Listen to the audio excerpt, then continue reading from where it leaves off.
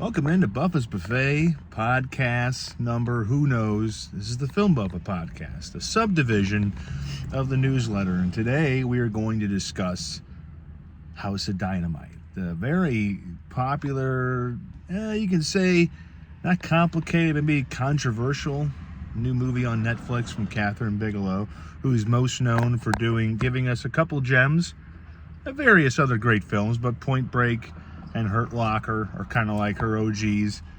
And this movie deals with the idea that the United States government and the United States military, as I steady my cam just to be right, is essentially a house of dynamite. They build this big protective area with all these bombs, but when are they going to use them? When are they going to have to use them?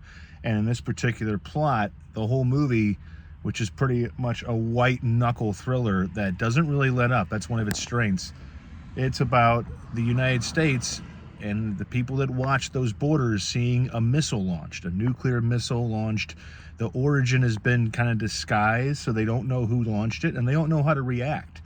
And so you have the President of the United States, which is perfectly played by Idris Elba. I mean, it makes you, like James Marsden with Paradise, it makes you imagine the real world if a guy like Idris Elba was president.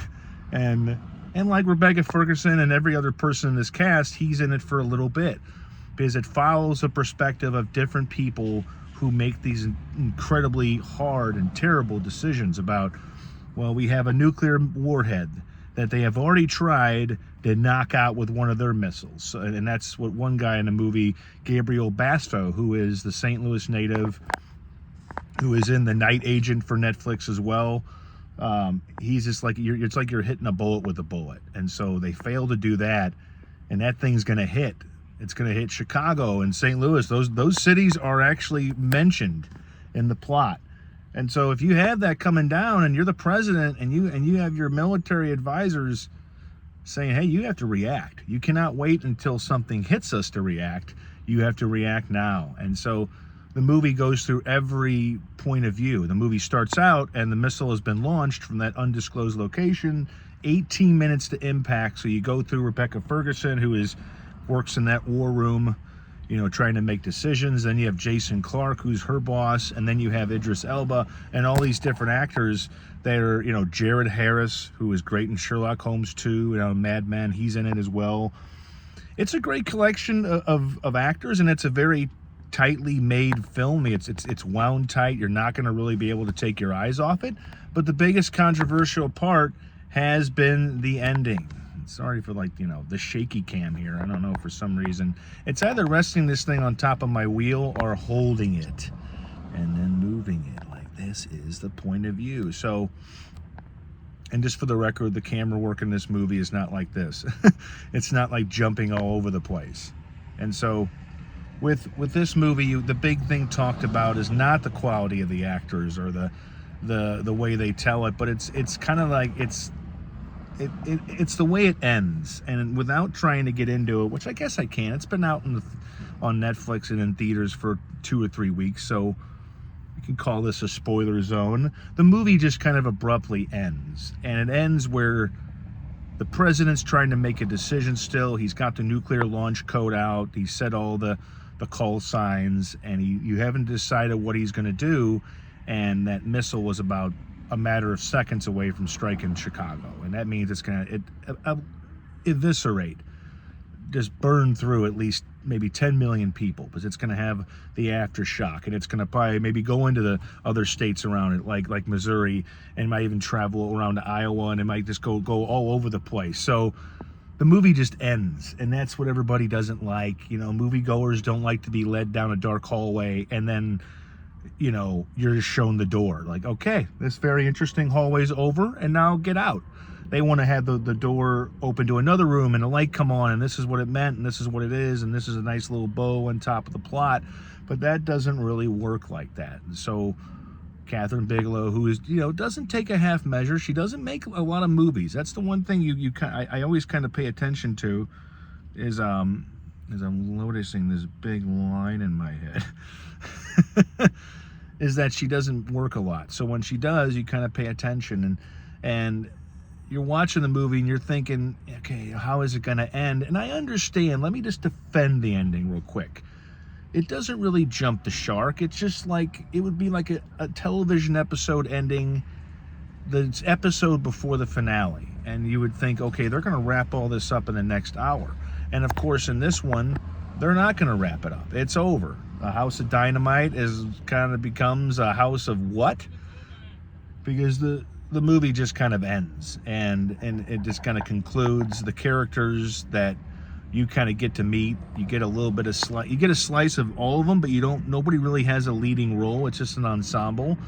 And so you get to care about a couple of these characters, but then they're gone.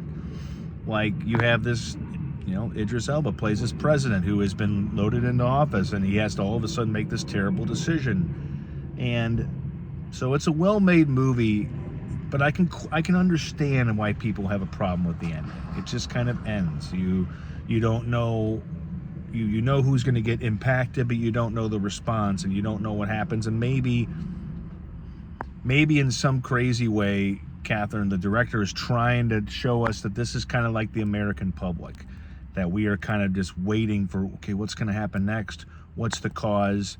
What happened? And you don't always get that. And so, is it worth watching? I think it is. Is the ending going to frustrate just about everybody who watches it? Yes. Does that take away from the quality of the movie? Yes and no, because a lot of people are just going to have the ending in their head. They're going to get mad. They're going to forget that white knuckle tension for the first hour and 55 minutes. And they're going to be like, wait a minute, that's it? The credits roll? Because again, the idea is that the United States military and government, the powers, have all of a sudden they've built this house of dynamite around them, around everybody.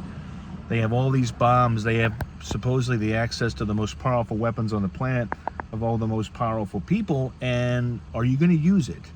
And is it going to be the right decision? And because if you launch a missile at the wrong person who didn't have anything to do with the one going towards, your country, it's just going to lead to more war. So I think it was more, I'm not going to say it should have been a series, but I think there should have been more at the end. Even if it is a quality thriller, it's probably a 3 out of 5 instead of being a 4 out of 5 or a 5 out of 5. And again, I don't know how maybe they would have ended it. I don't know if you show Chicago getting just blown away, and then you see maybe a missile launched out of a U.S. silo and you don't know where it's going, but maybe that one have left it hanging too. So I think she kind of wrote herself into kind of a House of Dynamite as a director, as somebody who makes a movie. You had this great idea, but I don't think she really exactly knew how to end it. And if she did, I don't think people like the ending, and I don't think she particularly is going to care about it. But I can understand, because I like when I hear about a movie being a little controversial, the ending or whatever just didn't work. And this one, it doesn't exactly not work, but it doesn't give you that tippity top that, okay, this is a good solid ending. So that's my review of House of Dynamite, streaming on Netflix. Give it a look. Let me know what you think, and come over to the Buffa's Buffet newsletter at www.dailydoseofbuffa.substack.com. Subscribe. If you want all the goods, you're going to have to subscribe and give me a few shekels a month. But even if you just become a free subscriber, you get half the goods for free. You get this for free. I'm not charging for podcasts. Why should I charge people to look at my face while I'm on lunch break from Crescent Plumbing Supply recording a movie review video? Can't do that. Not yet. Not until I have maybe, bombs going off behind me and, my coworker Mike Walsh behind me doing a dance. Then we'll kind of discuss maybe some paying measures.